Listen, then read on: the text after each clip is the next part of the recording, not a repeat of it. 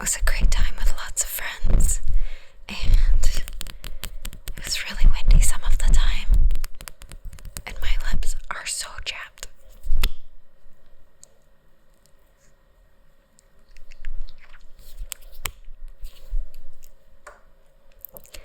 And while we were there, this is on a lake with huge trees, and it's really beautiful. And while we were there, someone came up to us and said that they couldn't find their kid, and that they'd wandered off and they hadn't seen him in like an hour or so. So we sent out some big search parties, kind of seeing if we could find the kid. And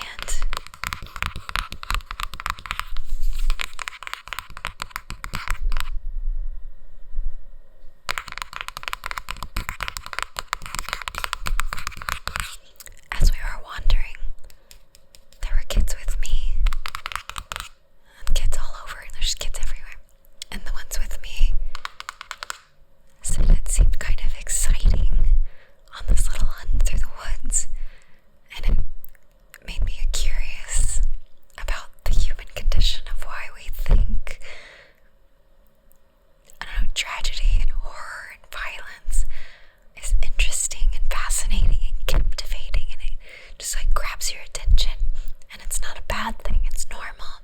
It's why people become cops or firemen or whatever the things are, or forensic scientists, or why we like mystery novels and the news and all these things with like horrible things happening, and then we just soak it in and kind of love it in a really dark way.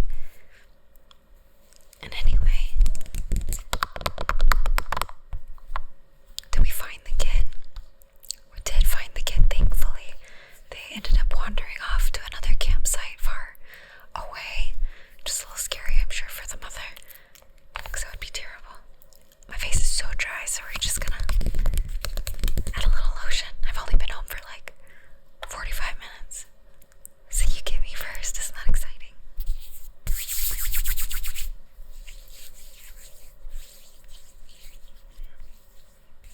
It burns. Oh my goodness.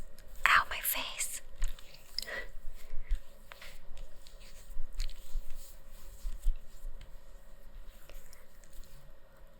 If you could be my skin right now, it's but with a lot of sound.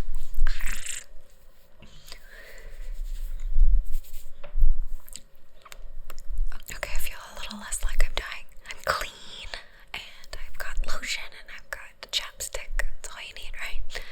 Anyway, back to story time. Once upon a time, I answered 911 calls for a living. So someone had an emergency. They got in a car wreck. They're in a fight. There's hostages. There's murders. There's all kinds of horrible things. I was the first person to answer the call. And I loved my job. And as shocking as it is, I was 19 when I started that job. A teenager answering 911 and sending police officers and fire department people all over the place. And it was interesting because how we dealt with really violent things was to make fun of it, to laugh at it, to make jokes about a Taco Bell burning down or whatever the things were. Anyway, so we'd make jokes out of really horrible situations. And one time, it was actually the Taco Bell, we would send messages back and forth between the dispatchers who answered 911 and the police officers we sent to the calls. And those messages would pop up on the computers that the officers had in their cars, and they were funny if you didn't take it personally.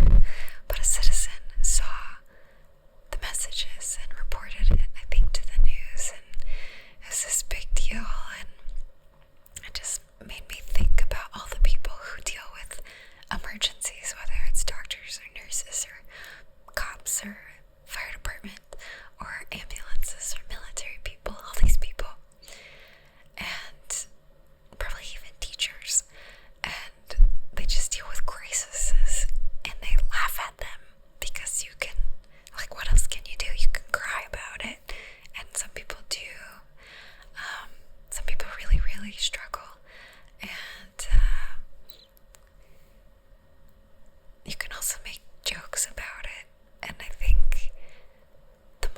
of the story and that experience was talking to those kids and seeing their curiosity piqued by something scary that was happening, and to reinforce that that was okay to be excited about something bad. Excited, obviously they don't like serial killers, but to show them that those curiosities are normal. They're normal for being a human, for our survival. It's like, oh, what's happening? Did you know that crows, when one of their crow buddies dies, the crows all come around to investigate the scene to see how they died, so that they don't die the same way. So they're learning, and we're processing grief and sadness and fear through laughter, and that's okay. So for all my dark humor buddies out there, welcome to my ASMR channel. That was the whole story. The kid was found. I think I said that, but the kid was found, so